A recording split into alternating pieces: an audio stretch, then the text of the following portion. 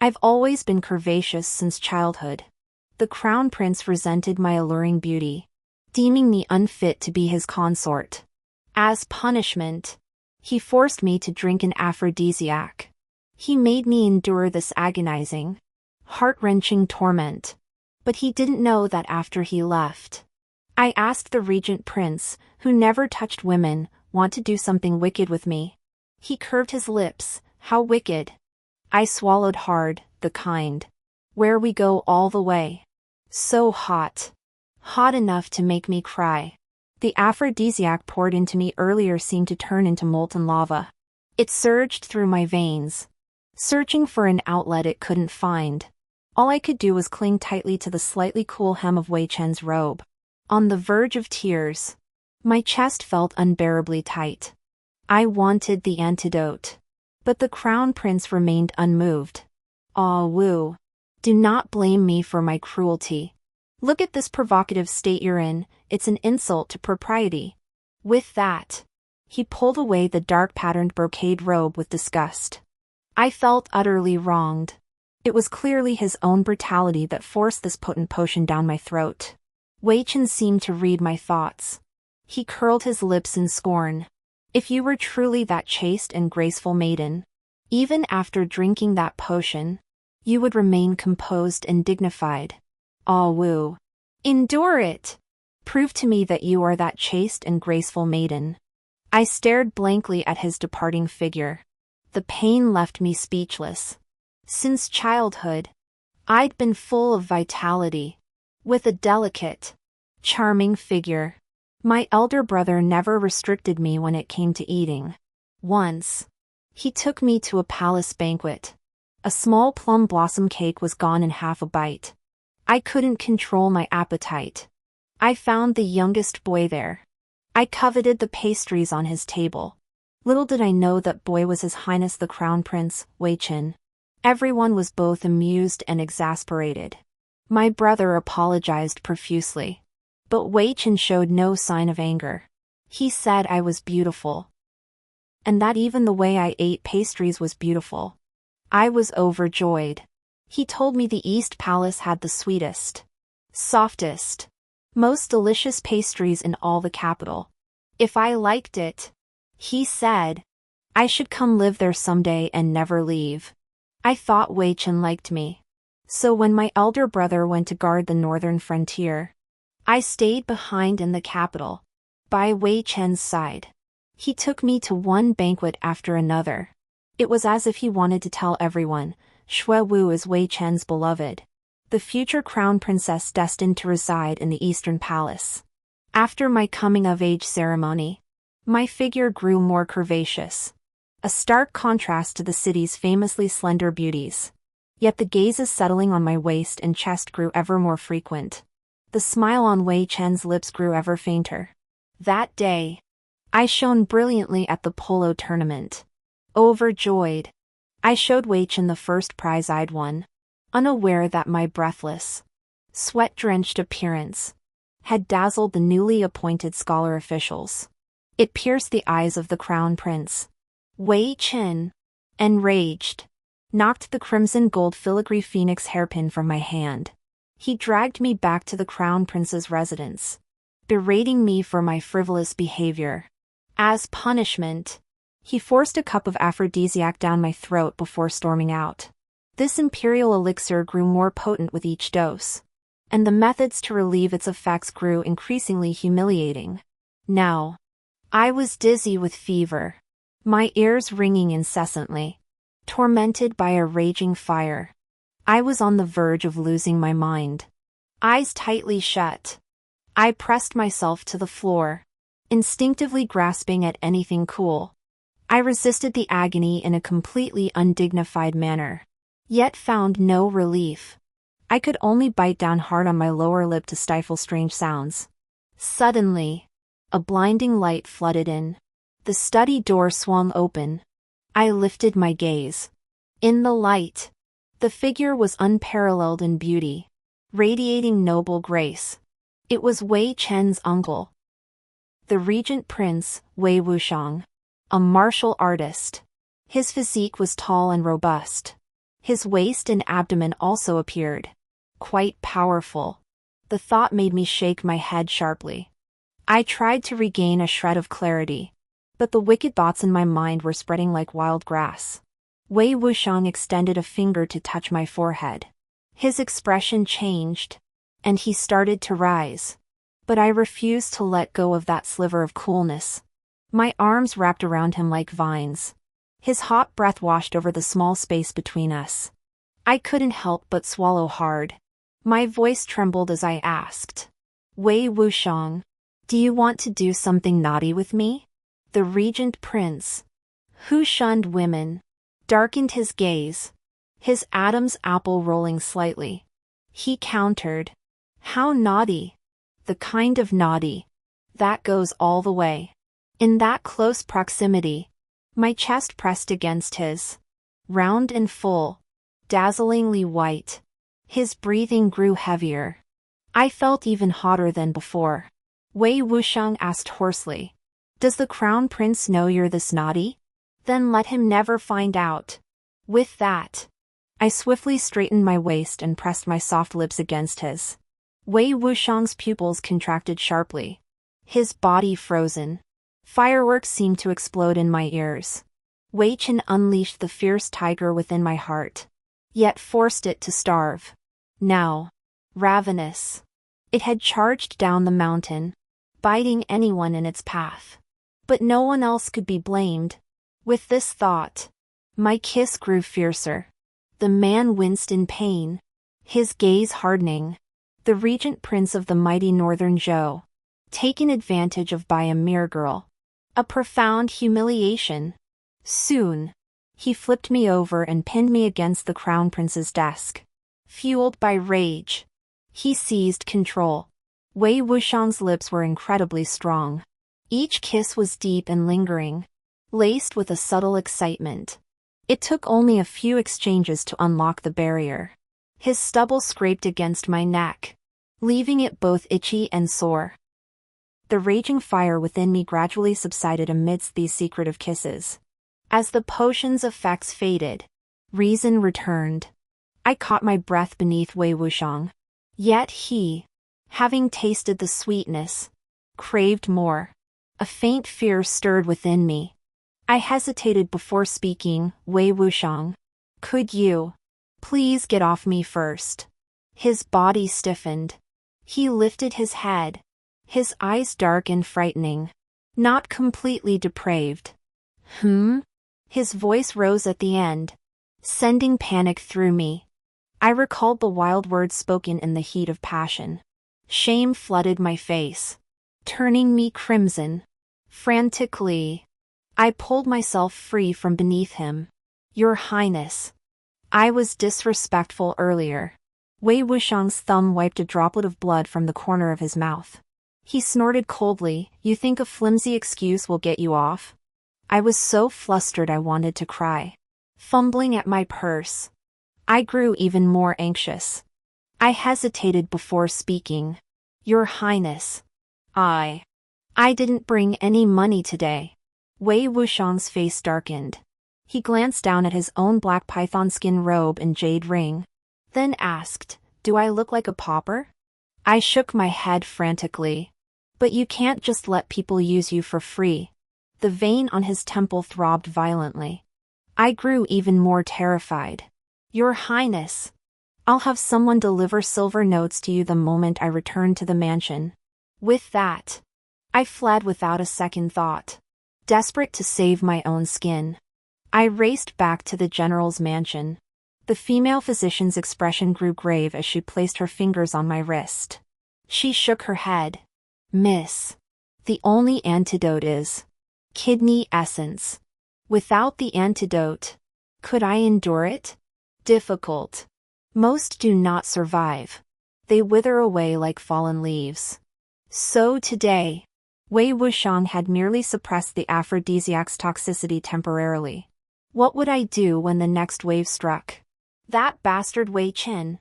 He wants to kill me. Suddenly, a shout came from outside the door. Miss, the crown prince has arrived. Wei Chen strode in. his face brimming with arrogance. Today, I was in a rage and lost some restraint. Don't take it to heart. Ah, Wu. He paused after speaking. But you did endure it. That shows some backbone. I was furious enough to laugh. At today's polo match, I believe I showed not the slightest impropriety. If you resented those men's glances at me, why didn't you confront them? Instead, you came to take it out on me. Wei Chen frowned irritably. They ultimately did you no harm. If we were to alienate the new aristocratic families over such a trifling matter, would it not tarnish the Eastern Palace's reputation for virtue? I scoffed coldly. Trifling? So the humiliation I endured today was merely over this minor incident? I am the crown prince. I must prioritize the greater good. Besides, it was ultimately your lack of propriety. As he spoke, he drew a length of snow-white fabric from his sleeve. Very well. Consider this Yunshui gauze my apology. I couldn't make sense of it. This scrap of cloth was too small for a handkerchief, yet insufficient for a new garment. He shot me a sidelong glance. A woman's beauty lies in delicate grace and propriety. Your figure is far too voluptuous, utterly improper. Henceforth, when accompanying me in public or private, you must wrap yourself in Yunshui gauze to restrain your form. As he spoke, his gaze lingered on me without a trace of hesitation.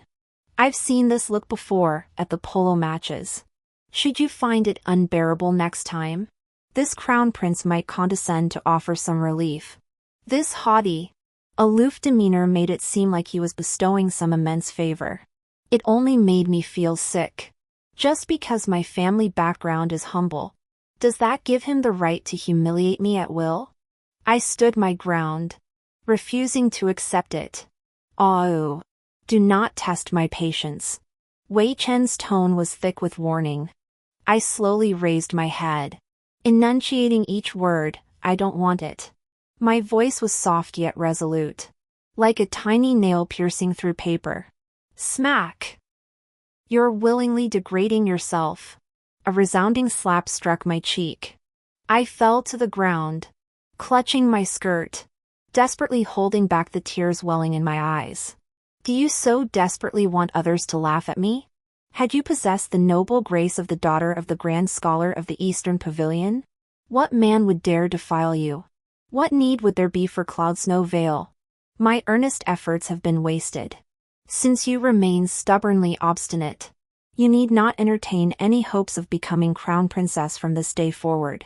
The daughter of the grand scholar of the East Pavilion, cold as frost, chillingly ethereal, untouched by the world. Her reputation is indeed far superior to mine. Yet, I still feel like crying. Not because I cannot become the crown prince's consort, but because this slap stings. I cannot strike back. And I miss my brother. Fortunately, I no longer fancy the pastries of the East Palace.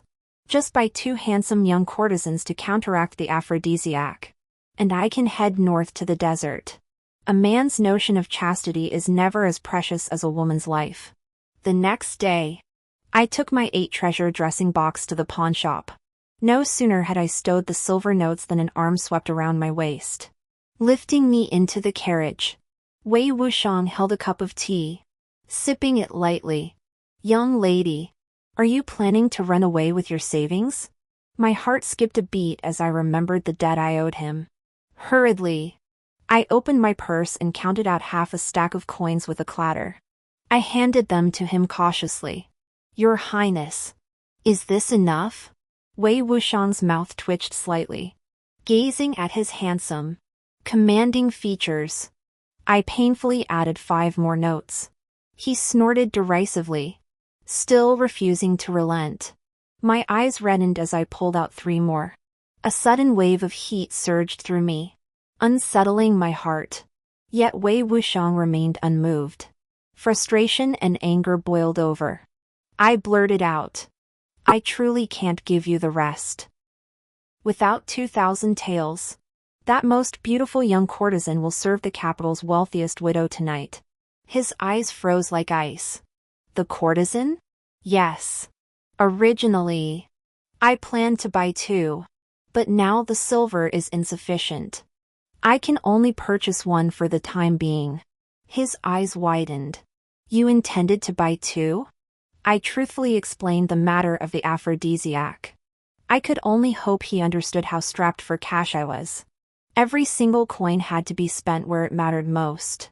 And that courtesan was precisely where it mattered. Please. Don't force me to repay you now. Please. After hearing this, his expression softened slightly. I breathed a sigh of relief and rose to leave. He seized my wrist. This prince can. Of course I knew he was handsome and strong, infinitely superior to the little courtesan. But you're too expensive. I don't have that much silver. Wei Wuang ground out 3 words through clenched teeth. No money. Just. You mustn't seek others. My heart leapt. You mean, you'll give me for free? The word died on my lips as he stole my breath. That single moment ignited a wildfire. Wei Wuang held me in his arms inside the carriage, refusing to move. I squirmed restlessly against him. Desperate. His voice rasped. Not here. My world collapsed. I was so desperate I nearly cried. But you have to light the fire. Not wasting time. I buried my face in his shoulder, sobbing and pleading. You haven't even tried. How can you say you can't do it? Wei Wuang?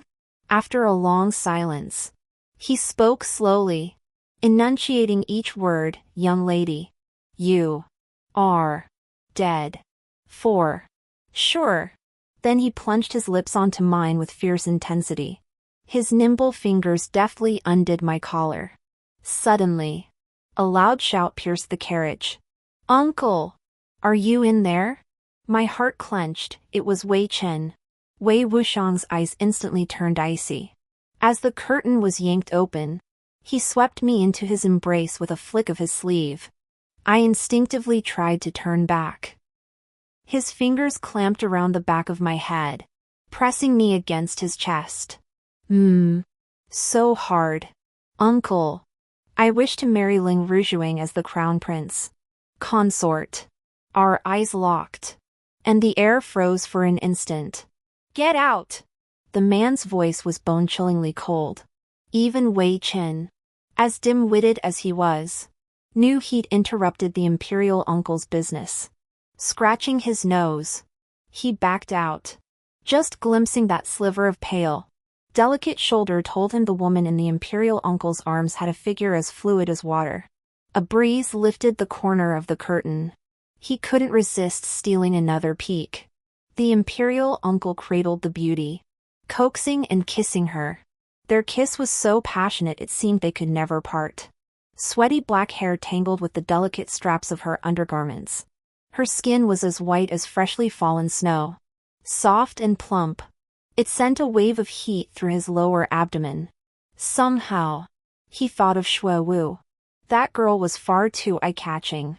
Truly infuriating. Well, for the sake of their long acquaintance, he could simply confine her to the Eastern Palace as a concubine. When the time came, he would pin her down on the bed and take her roughly, just to knock the edge off her sharpness. At that moment, the coachman wished he were deaf, cracking his whip with frantic speed. Seeing the plaque marking the prince's residence, he nearly wept with joy. Wei Wuxiang wrapped me tightly in his cloak, cradling me horizontally in his arms. He strode purposefully into the bedroom. I peeked out from beneath the cloak. The man slowly and deliberately shed his court robes. A moon-white night trouser hung loosely around his narrow waist. Below, his legs were strong and muscular. He knelt to step onto the bed. He pulled the cloak from my body. Before I could get a good look at the crucial parts, I rolled toward the inner side of the bed. Wei Wuxiang swept his long arm out, his fingers curling tight as he pulled me back into his embrace. His thumb lifted my chin. His voice softened. Young lady, I'll say this once more. Once you've chosen me, you must not look elsewhere. My lashes fluttered, hesitation stirring within me.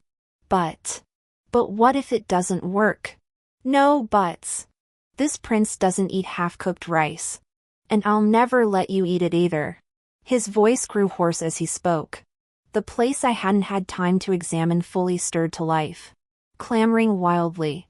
My hesitation vanished like smoke. I obediently closed my eyes. With my tacit consent, Wei Wuang lowered his head to kiss my earlobe. Warm, moist breath poured into my ear in waves. His reaction was intense. I tensed and pulled back.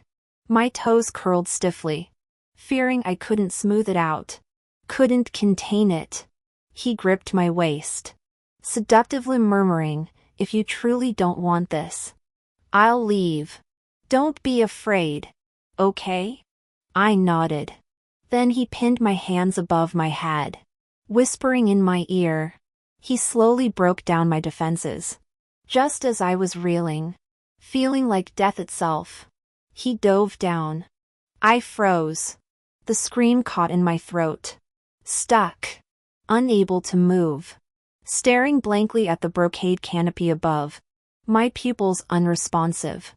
He held back, restraining himself. Gently, he tapped my cheek. "Come back, girl." After a long while, the scream dissolved into a pitiful whimper. But to Wei Wuxiang's ears, it became a battle cry. I clung to his neck, my voice trembling. From Wei Wuxiang to Wei Lang. No matter how I cried or begged, it was useless. He grew ruthless, pushing the limits further each time. By the final strokes, I nearly passed out. Wei Wuxiang tilted his head back, and a bead of sweat from his jawline plopped onto my skin. A muffled groan escaped the man's throat. Suppressed yet exhilarating, I lay in his embrace, slowly calming the lingering tremors. He took my hand, raised it to his lips, and kissed it gently, propping his head up. His fingers idly traced my neck. Dawnlight filtered in as the enamel clock chimed crisply. I pushed up on my elbows to rise. He stopped me. Solid muscles like rolling hills blocked my path. Gleaming before me, my gaze wavered. I murmured softly, "I'm not hot anymore." "Thank you." Wei Wuxiang pressed down on my shoulders, forcing me back onto the bed. He murmured softly, coaxing me, "Good girl, this poison. It can't be cleansed in one go."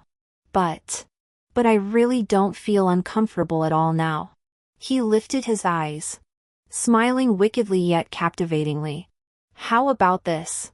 Still not uncomfortable? Or do you want it like this?" I was utterly shocked. The regent prince himself was such a rogue. I cried out in anger, "Wei Wuxiang, you're so vulgar." His voice was hoarse yet gentle, "Ah Wu. This time, just think of it as loving me." Ooh. I feel so bad. My nails dug into his back muscles. I called his name over and over. Wei Wuxiang leaned down. He kissed my damp forehead. A gentle smile touched his lips. "Ah Wu. You should call me Wei Lang." Breaths mingled. Jade hooks swayed lightly. Soft sobs echoed within the brocade canopy. Daylight flooded the room. I slumped listlessly against the headboard. Wei Wuxiang crouched down, carefully slipping shoes and socks onto my feet. I was utterly exhausted, so I let him fuss over me. Once dressed, he lifted his head to meet my eyes. "Ah Wu. Will you be my consort?" I jolted upright, my back straightening instantly. All traces of drowsiness vanished. Stammering, I managed. "And must I?" Wei Wuxiang paused, slightly startled. Was Ah Wu afraid? I suppressed the tremors in my body and countered. Shouldn't I be afraid? He was the lofty regent prince. I was merely an ordinary daughter of an official. My brother was far away in the northern desert, and I was alone and helpless in the capital. A single word from those in power could decide my life or death. The former Crown Prince Wei Chen was like that. And now the Regent Prince Wei Wuxiang was the same. I hung my head in despair. He lifted his hand to tuck a stray lock of hair behind my ear. Tender affection nearly overflowed from his eyes. With Wuxiang, "Aw, Wu needn't be afraid. Just tell me, are you willing?" I clutched my handkerchief, summoning courage to meet his gaze. Could I refuse? His fingers gently brushed my cheek. After a long pause, he slowly uttered, "You may." He stood up, speaking earnestly, "If one day, Aw changes her mind, remember to tell me." On the journey back, the carriage fell into an unnerving silence. As the general's residence drew nearer, I finally resolved to speak the truth. "Wei Wuxiang. I'm going to the North Desert to find my brother." A flicker of surprise crossed his eyes. "When will you return?" "I won't be coming back." He paused, slightly startled. "Why? Did I do something wrong? Causing you distress?" I shook my head and whispered softly, "No. It's because in the north, I can be a good girl." My brother said the sky in the north is so blue, and the clouds hang low. The women there are as free as the wind. No one cares if their bearing is proper, if their husbands are ambitious, or if their children are accomplished. As long as she could draw her bow while galloping on a steed and strike the bullseye with a resounding thud, or return home, fling the reins aside, and drink and laugh heartily around the campfire with everyone, then she was a most excellent girl.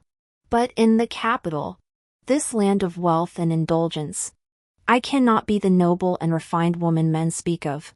My reputation is already poor, and after the polo tournament, it will only worsen. Even if Wei Wuxiang remains oblivious to the world, he will eventually realize I am unfit to be the regent prince's consort. I forced myself not to meet his eyes and leapt from the carriage. The moment I entered the courtyard, I saw all the servants and maids kneeling tremulously in the center. My heart sank as I hurried inward. The ground was strewn with shattered teapots and cups. Wei Chen sat at the head of the table, radiating a bone-chilling aura.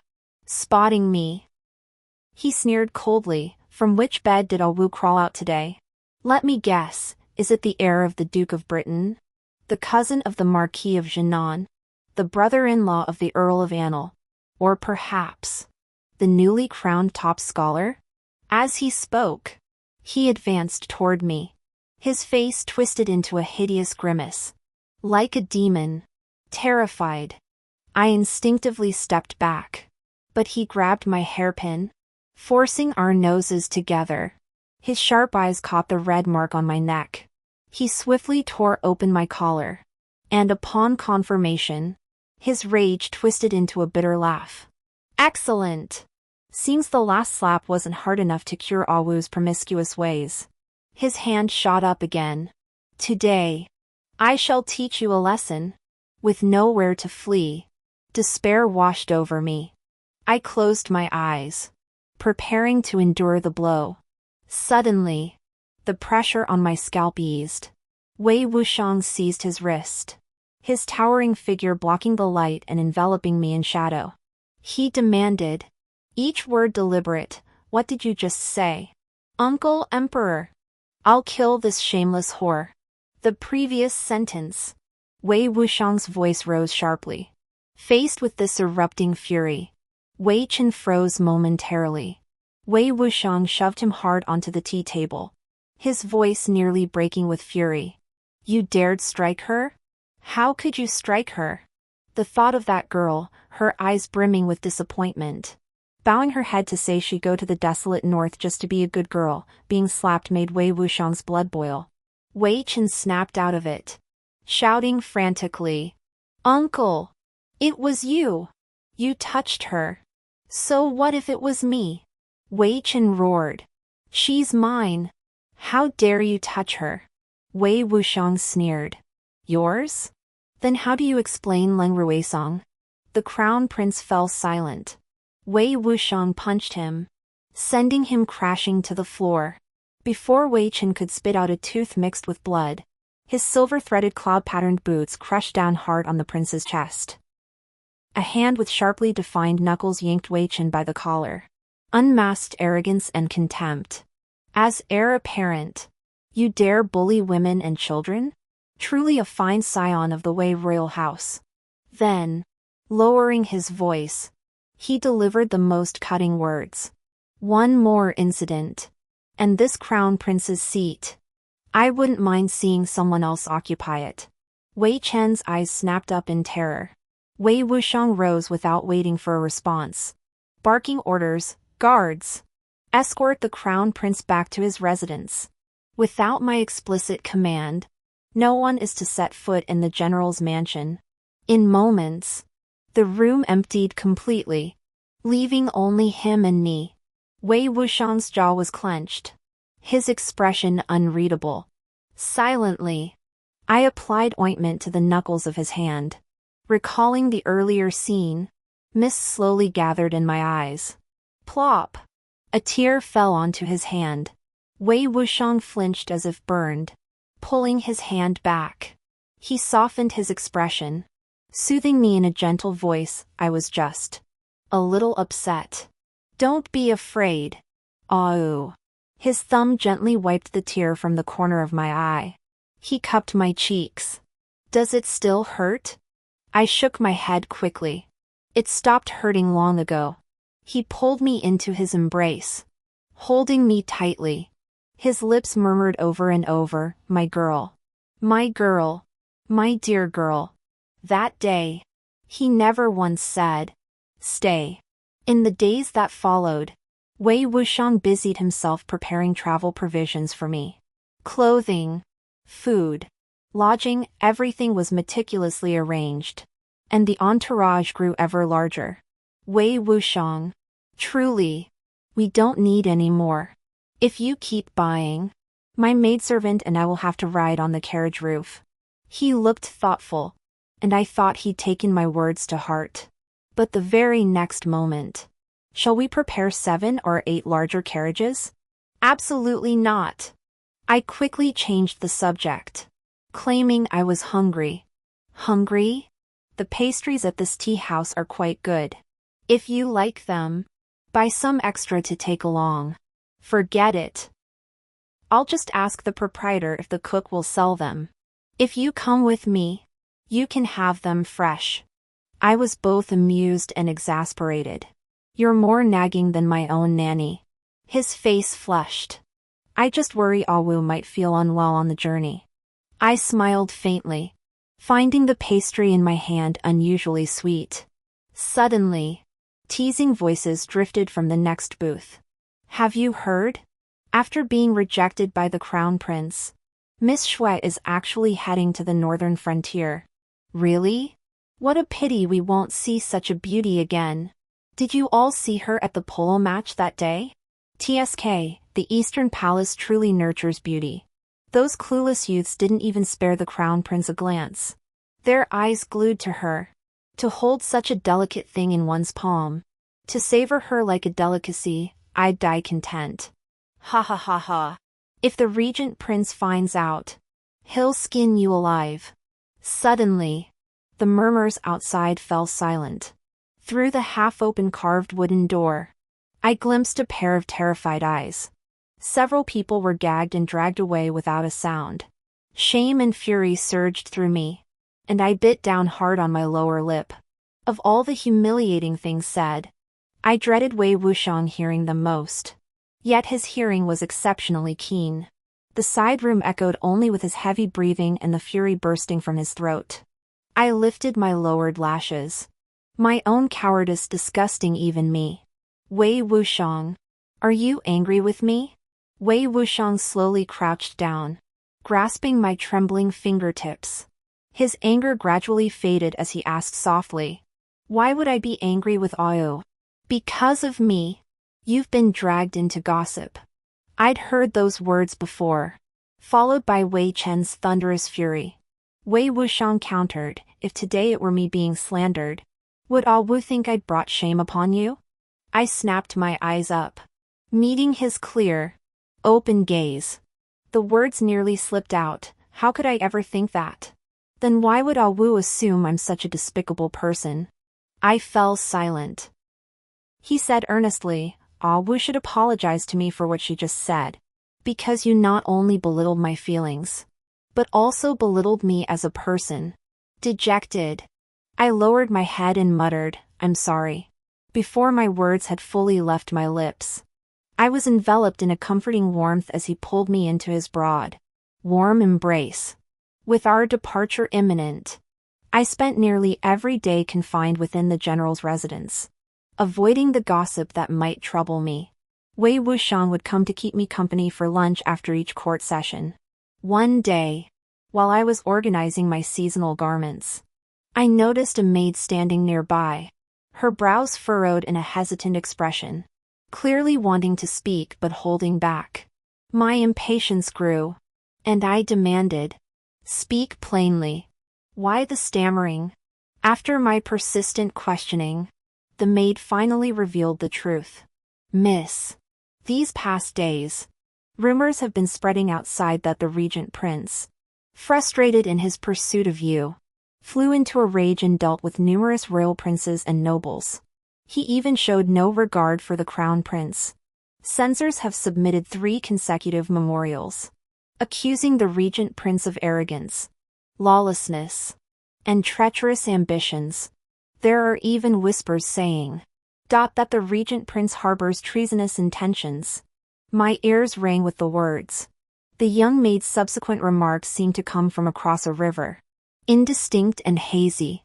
Wei Wuang, was he using these heinous accusations to drown out and replace the rumors swirling around me? He, a man who held the fate of the realm in his hands, was dragging himself into the mire for my sake. But I was about to leave the capital, and Wei Wuang would remain at the very center of this vortex of power. He had his ambitions, his responsibilities, his splendid future that all admired. For someone about to depart, perhaps never to meet again, he has positioned himself against every noble house and powerful figure. He has lit a fire capable of consuming half his life's achievements. Is it worth it? The annals of history are meticulously recorded. So cold and unforgiving, a single character for chastity can crush a woman's entire life, while a single character for loyalty can just as easily nail a man to the pillar of shame. A wave of bitter sorrow surged in my throat, choking me until I could barely breathe, my cheeks already wet and cold.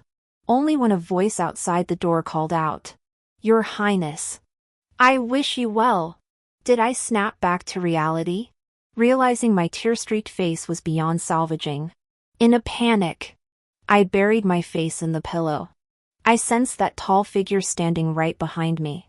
My nose stung, and I couldn't hold back the tears again. The person behind me sighed. Wu, be good. Stop crying. Wah. I wasn't crying. He chuckled softly. The buckwheat pillow in your arms is about to sprout from all your tears. Wah. Cry any more, and I'll leave. Hearing that, I shot upright and wrapped my arms around his waist. My cheek pressed against his cool spine. I'm leaving for the northern desert soon. Why do this? It's not worth it. He turned, cupping my face. Because Wu is too timid. If we don't deal with them, even after you leave the capital, you'll still fear these people. I don't want you to be afraid. Hearing this, my heart felt pierced by a sharp pain. Wei Wuang, I'll stay. Stay and be your consort. Okay? I can. Before I could finish, a finger gently silenced my unspoken words. Wu, I know your feelings, but I don't want you to compromise for anyone, not even me. I shook my head. Wei Wuang, it's my fault. I shouldn't have tempted you. He smiled bitterly. Wu, I'm a man. That day, I wasn't entirely indifferent either. You needn't blame yourself. I always thought Wei Chen was a weakling, incapable of protecting you. Now I see I am equally powerless. I covered his mouth with my hand. Not that. That's not it. He clasped my palm and continued. The power in my hands could silence one voice, intimidate 10 hearts, suppress 100 opinions. But the world's morals and people's hearts cannot be twisted by power alone. The finger pointing of 1,000 men, the sidelong glances of 10,000, form an invisible sea of fire and mountains of blades. I cannot, for my own selfish desires, condemn Wu to a lifetime without joy. Tears finally broke free, cascading down. He raised his hand, the fingertips calloused yet gentle, wiping my tears with extreme tenderness. Wu, don't cry. Go see for me how blue the sky is in the north. How low the clouds hang. How free the wind blows. The clatter of carriages echoed as they rolled over Vermilion Bird Avenue, over the blue stone pavements, crushing the last moments of our time together. Finally, on a clear and sunny morning, the young regent bid farewell to the girl he cherished. Wu, you've done well. A thunderous cheer erupted. The crowd roared even louder. Wind whistled past my ears. My lips curved upward as I cracked my whip crisply through the air. Crack! Beneath me, the golden-maned steed leapt with all 4 hooves off the ground, soaring gracefully over the high-hanging red silk ribbon. Bravo! In an instant, cheers thundered like rolling thunder. They nearly shook the entire riding arena. I pulled back on the reins. The steed reared and neighed. Lifting my chin, I swung my whip vigorously toward that familiar figure. My elder brother shook his head helplessly, smiling. As I rode closer, he reached out and ruffled my sweat-dampened hair. Little darling, had your fill this time? Will you finally give your brother a few days of peace and quiet? I protested loudly. Displeased, every time I ask you to come out and play with me, you make excuses. As if riding horses with me is some kind of grueling chore. My brother chuckled softly. His gaze swept meaningfully over several young men nearby who were watching us eagerly. How could I refuse? He teased. Look over there. So many young men long to ride with our Miss Ao, but they can't even get a turn. They've been staring longingly for ages. Brother! Embarrassed and annoyed, a blush spread across my cheeks. Without a second thought, I flung the vibrant red silk bundle forcefully into his arms. How dare you mock me? Next time there's a beautiful task like delivering a message to my future sister-in-law, you can find someone else to do it.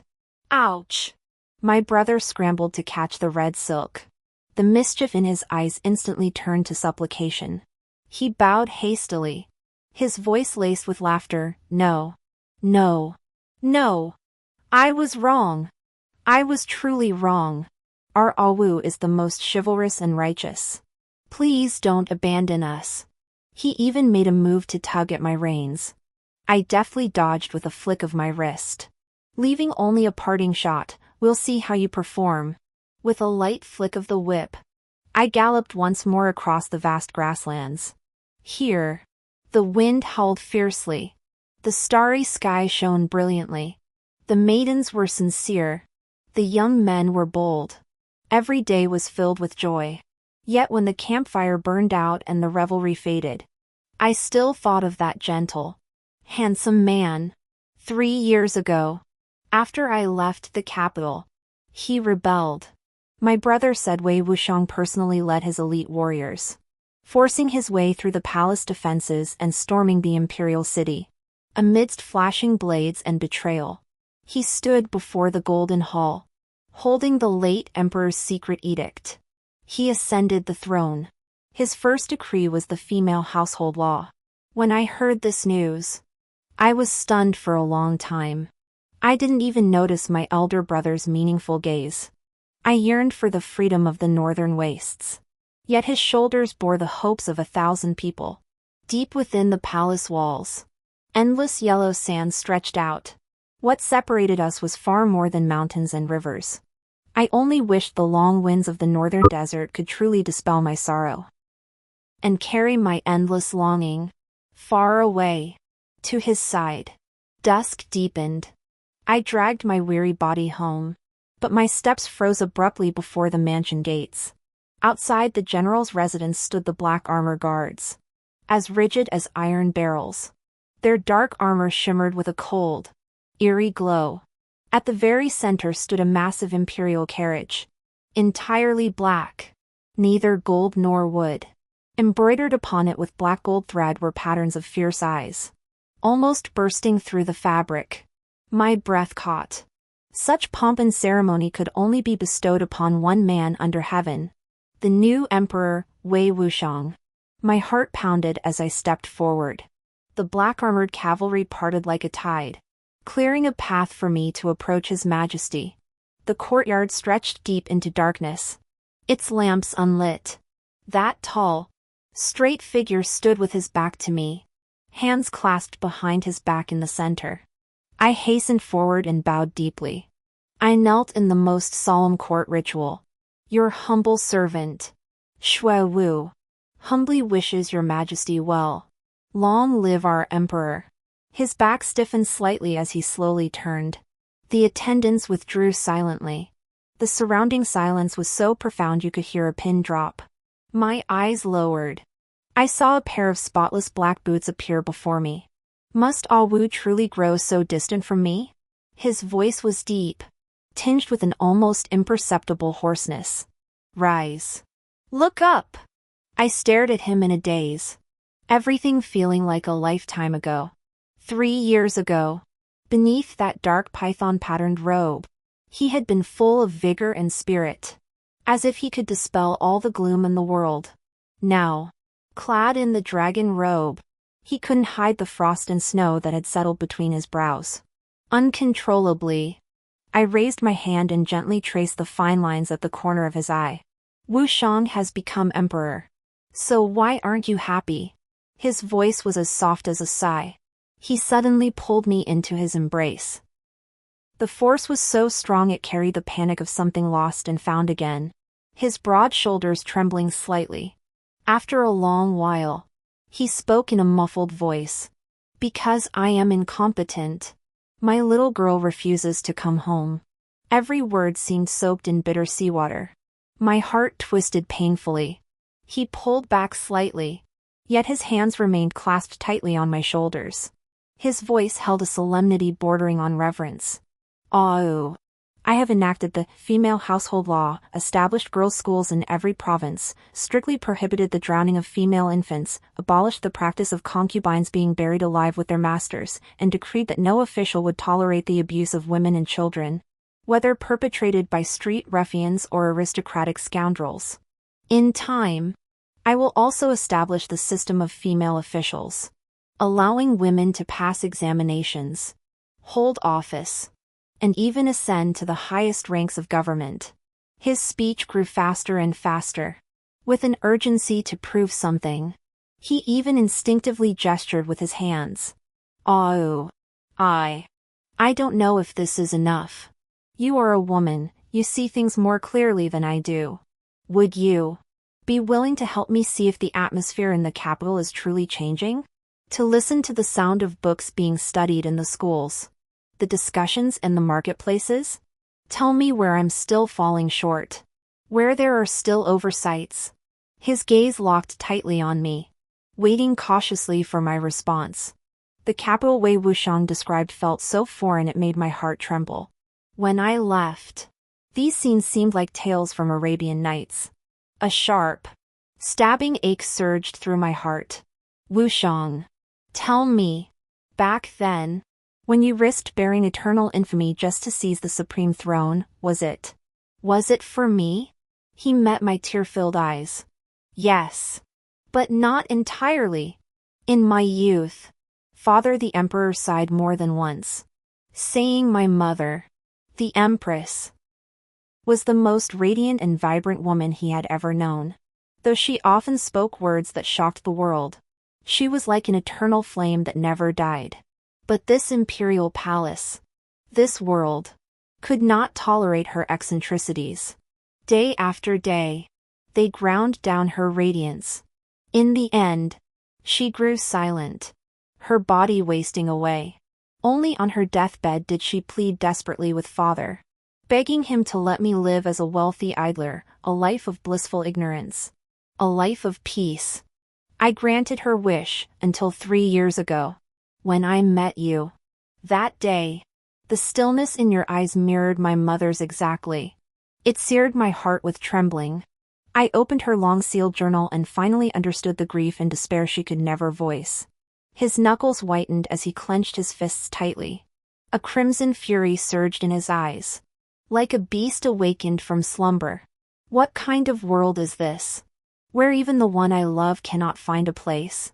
A world spoken of by those pedantic scholars? If so, I shall seize the throne, purge the realm, and forge a world where only I, Wei Wuang, hold sway. He cupped my face in his hands.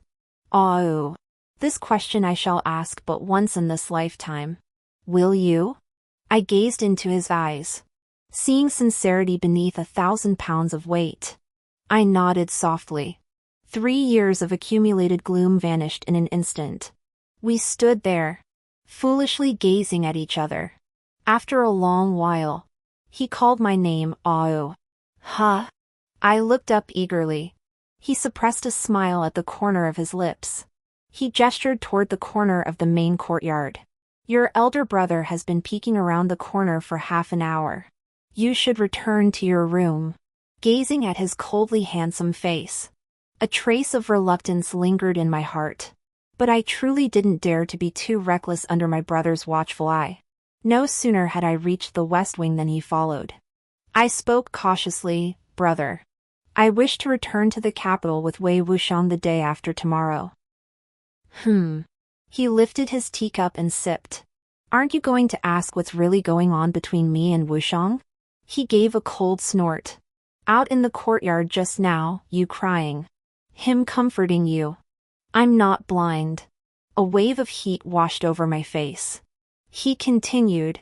So these past 3 years, you've avoided marriage talks because of him, right? I nodded. Humph. His Majesty traveled all this way, he'd hardly want to shortchange you. Very well. I'll be returning to the capital in half a month for my official report. You may go ahead of me. Hearing this, I was overjoyed. Why didn't you mention this earlier, brother? He drew an edict from his sleeve. Here. Your gracious Majesty just issued it. Tonight I must visit the barracks to prepare for suppressing bandit uprisings. We depart before dawn tomorrow. My heart pounded wildly as I whispered. Then I won't even get to see brother before I return to the capital? His eyes narrowed as he grabbed the back of my neck. Acting? You're still acting? If I don't leave now, not only will His Majesty feel uncomfortable, but you'll think I'm tactless too. Won't you? Ugh. My face burned crimson. Still, I stammered out. Brother, wouldn't it be awkward if you left? He shot me a dismissive glance. The Emperor's offering the Empire as his dowry to marry you. Why should I cling on? To marry with you? With that, he strode out. Night deepened. A soft knock sounded at the door. Wei Wuang entered, looking awkward and hesitant. Ah Wu. I drafted this imperial decree appointing you Empress before it arrived. Please review it. Is there anything amiss? I shot him a look too. If the erudite Hanlon scholars couldn't find fault, what could I possibly spot? Wei Wuang scratched his nose. Then, I'll take my leave? Wei Wuang. His footsteps halted abruptly as he swiftly returned before me. His eyes fixed on me with intense expectation. His gaze made me feel slightly flustered. My mind grew hazy. Wei Wuang, tell me. Can the lingering effects of an aphrodisiac truly fade within 3 years? He froze for a moment, then suppressed his gasping breath. While urgently tearing at my sash and undergarments, he apologized with exasperation. Ah Wu. I'm sorry. I was utterly rude. If I offended you, please forgive me this once. But his hands moved so swiftly I felt no trace of remorse. I clutched his arm and asked in a trembling voice. The night watchman. In the courtyard. Have they all been dismissed? Wei Wuang didn't even lift his head. Answering carelessly, it's fine. Just keep your voice down a bit later. After 3 years apart. He couldn't even wait until the bed. The table leg creaked loudly. My soul nearly fled my body. He stared at my lips for a moment. Then inspiration struck. He crumpled the water-red undergarment into a ball. He seized my chin and shoved it in forcefully. After that, he held back nothing. With my mouth stuffed. I couldn't utter a sound. My cheeks ached and swelled from the pressure. Trapped against the table. I couldn't move an inch. I only prayed he'd release this fire quickly. I stared blankly at the ornate beams and painted rafters above. I lost track of time. Finally, the man let out a satisfied sigh. Panting, he withdrew the crimson cloth from my mouth. The pressure on my cheeks eased. And in frustration, I bit down on his shoulder. Wei Wuang grunted. His arm slipped through the crook of my leg. He swept me up, rolling us both into the brocade canopy. That night, he apologized over and over, as if trying to pour out 3 years of longing in one breath. The next morning, I was jolted awake by the jolting motion. Opening my eyes, I realized I was resting my head on Wei Wuxiang's lap. I propped myself up and pushed open the carriage window. The early spring morning breeze rushed in, ruffling my hair.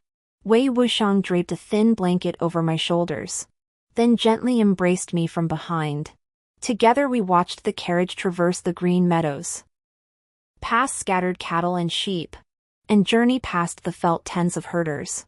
The dawn light began to spread across the horizon, gilding the mountain peaks and bathing the road ahead in radiant glow. The end.